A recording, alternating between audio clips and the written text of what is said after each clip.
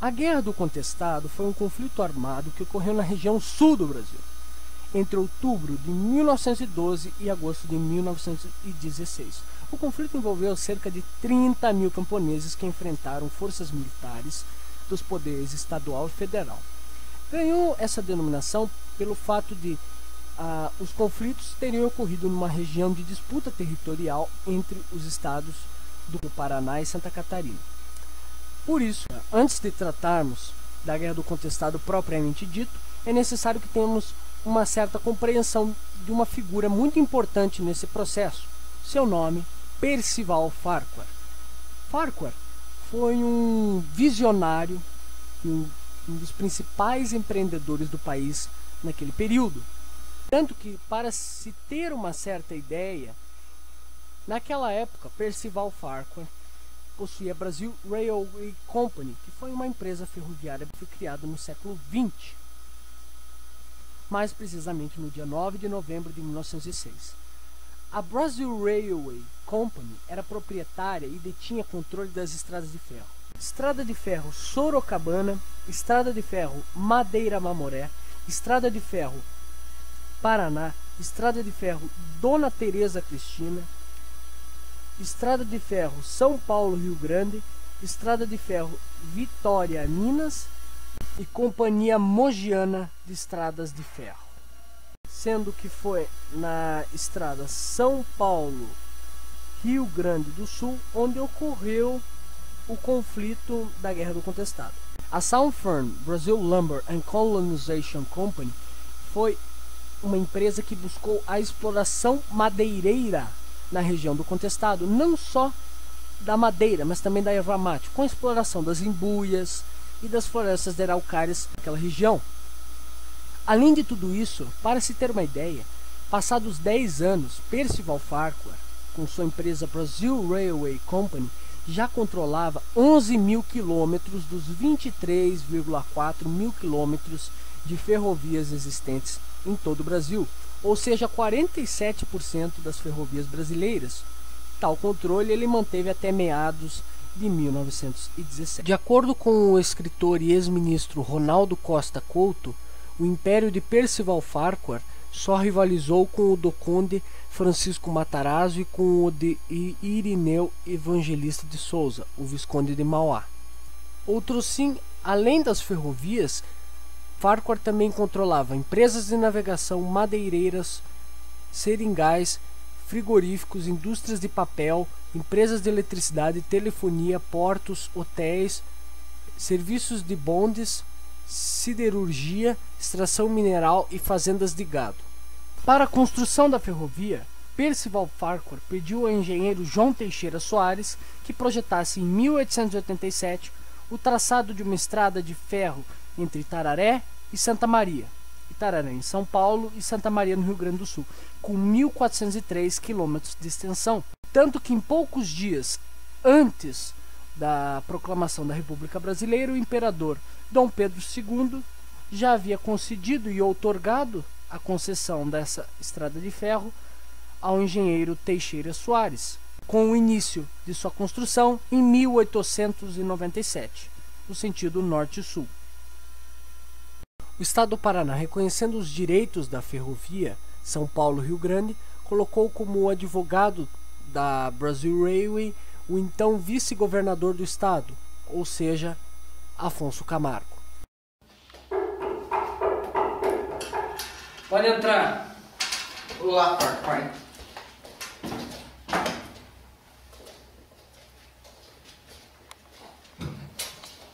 O que tem para me dizer, Soares? Pode ou não criar, você pode ou não criar essa ferrovia? Mas é claro, ela irá de Itararé, em São Paulo, a Santa Maria, em Rio Grande do Sul. Ela terá 1.403 quilômetros de extensão. Certo. E a concessão? Você conseguiu a concessão com o imperador Dom Pedro II? É claro, ele me proporcionou a concessão. Certo. Logo, logo, exploraremos as diversas riquezas daquela região. As florestas de araucária, as imbuias, a erva mate. Mas tem um porém. precisaremos de 8.000 operários. De onde nós tiraremos 8.000 operários?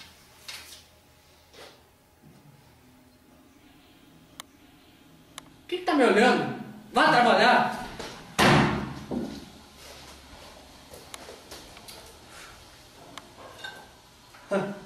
No futuro não muito distante, eu dominarei a América Latina.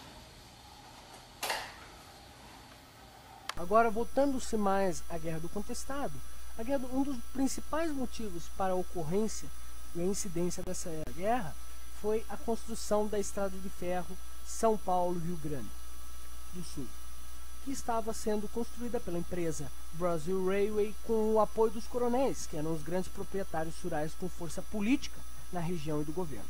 Então, para a construção da estrada de ferro, milhares de famílias de camponeses perderam suas terras. Esse fato gerou muito desemprego entre os camponeses da região, que ficaram sem terras para trabalhar. Um outro motivo da revolta foi a compra dessa grande região, o estabelecimento da empresa madeireira Southern Brazil Lumber and Colonization Company. Então, o clima ficou cada vez mais tenso quando a estrada de ferro estava ficando pronta. Vários trabalhadores que tinham participado ativamente de sua construção acabaram sendo trazidos de diversas partes do Brasil e ficaram desempregados com o fim da obra, permanecendo na região com a ausência de um apoio por parte da empresa Brazil Railway ou do governo. Outro motivo para isso foi que a desapropriação de terras ela foi realizada de um modo iníquo pelo fato de o dispositivo constitucional da Lei de Terras, que foi criado durante o período do Segundo Reinado, ele afirmava que o uso capião era proibido da criação daquele dispositivo até então. Contudo, as pessoas que viviam naquele período eram já de famílias e de gerações muito anteriores. Então, elas acabaram perdendo as suas terras, sendo que elas já eram proprietárias anteriormente. E o próprio dispositivo e a própria lei já afirmava que elas detinham essas terras e mereciam um título de posse. Então, a lei de terras, ela só valia a partir daquele momento. E as pessoas que ali já viviam durante gerações, então, elas já detinham as terras. Porém, mesmo assim, a desapropriação se deu e o governo considerou que aquelas terras eram devolutas, ou seja, não estavam sendo albergadas. Então, a Guerra do Contestado ela acabou colocando os nativos em uma posição contrária à do governo, das multinacionais e das oligarquias que estavam se formando. Tanto que nesse interim, como no Brasil já ocorria, era comum que surgissem líderes de caráter messiânico, que fossem alguns dos principais precursores de vários movimentos sociais e políticos no Brasil. Essa ideia foi aplicada também na Guerra do Contestado, tanto que ganhou força e ganhou veemência a figura do beato José Maria, que pregava a criação de um mundo novo, tivesse seus sustentáculos nas leis de Deus, em que todos vivessem em paz, com a prosperidade, justiça e terras para trabalhar. Além disso, o monge José Maria, ele tinha vastos conhecimentos com relação a ervas medicinais, porque ele tinha a prática e o costume de anotar as ervas que ele acabava por encontrar nas redondezas. Tanto que isso contribuiu para ele criar uma botica próximo da casa de um de seus administradores, para que ele pudesse plantar essas ervas e curar os camponeses. José Maria nomeou como líder de seu povoado um fazendeiro analfabeto, nomeou a comunidade de Quadro Santo e além disso criou uma guarda de honra constituída por 24 cavaleiros que intitulou de 12 pares de França, numa referência à cavalaria de Carlos Magno na Idade Média. Maria Rosa também foi uma das líderes da Guerra do Contestado. Segundo os historiadores, ela, com apenas 15 anos, já lutava bravamente na guerra, considerada como uma Joana d'Arc do sertão. Como pode o governo dar tudo que é nosso de direito a uma empresa? Como podem roubar nossas terras? Como podem roubar nossas riquezas? Sem mais, sem menos. Como podem respeitar nossos direitos? A lei das terras, a honra dos caboclos. Convido vocês a unirem-se a mim para lutar com as autoridades que não são de nossas terras. Que Deus esteja conosco nessa luta. Eu proponho a criação de um novo mundo, onde tenha leis boas, que as pessoas possam trabalhar com prosperidade e paz. Desta arte, José Maria conseguiu reunir milhares de seguidores, tanto que durante as batalhas, praticamente 5 a 8 mil camponeses acabaram participando dos confrontos entre sertanejos e policiais e soldados. Doravante, os coronéis da região e os governos, tanto federal quanto estadual, iniciaram uma certa preocupação com relação à liderança de José Maria. Eles temiam que a sua capacidade de atrair os camponeses conseguisse criar um grande levante contra o governo.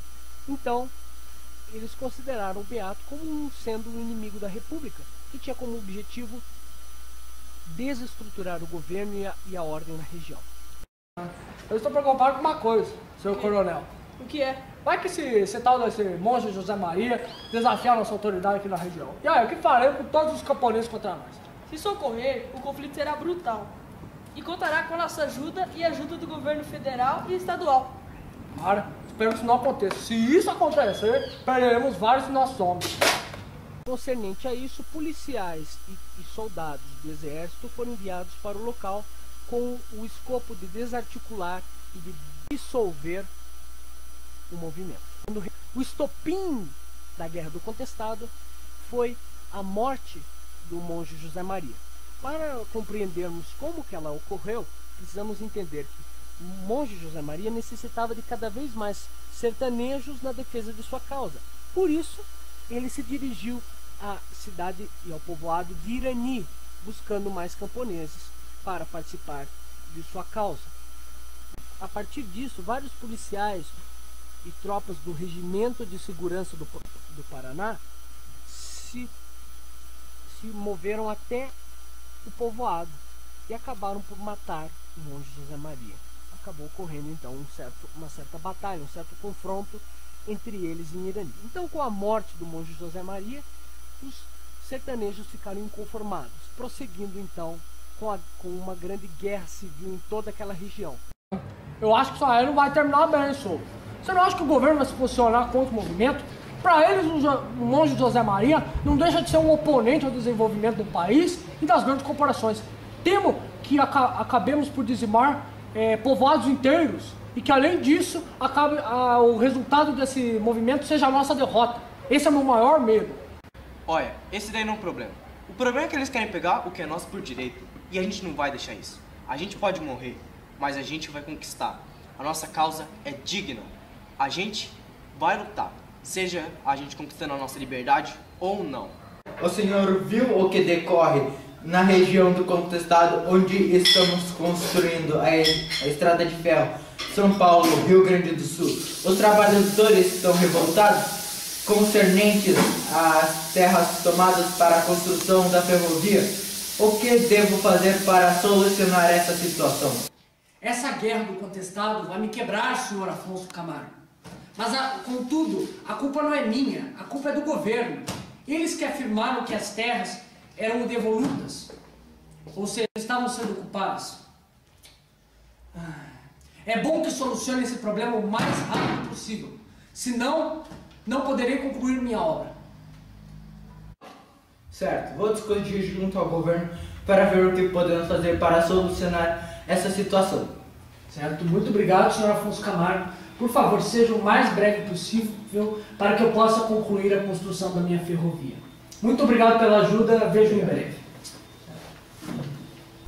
Os municípios no Paraná que na época participaram da guerra foram Rio Negro, Itaiópolis, Três Barras, União da Vitória e Palmas.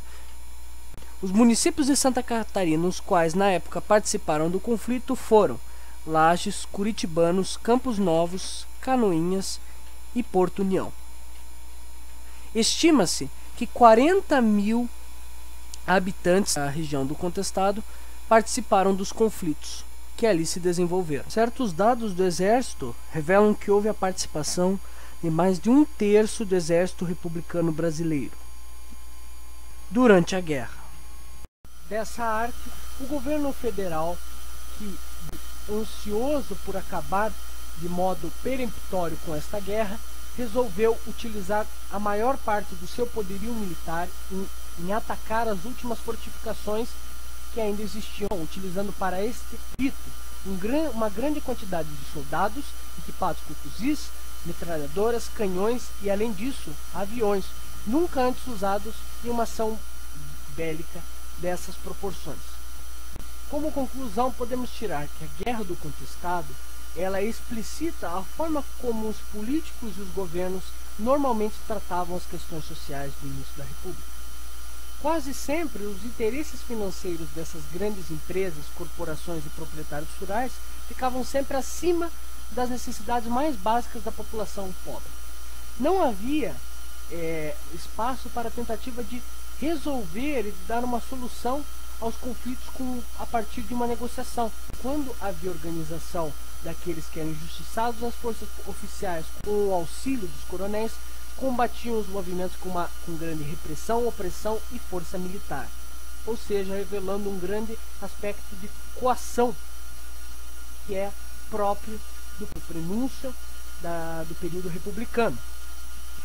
Assim, essa era a forma, basicamente, como as forças policiais e como o governo resistia às revoltas. Eles não utilizavam o artifício da negociação, simplesmente utilizavam a opressão e um ataque direto e físico nos revoltosos.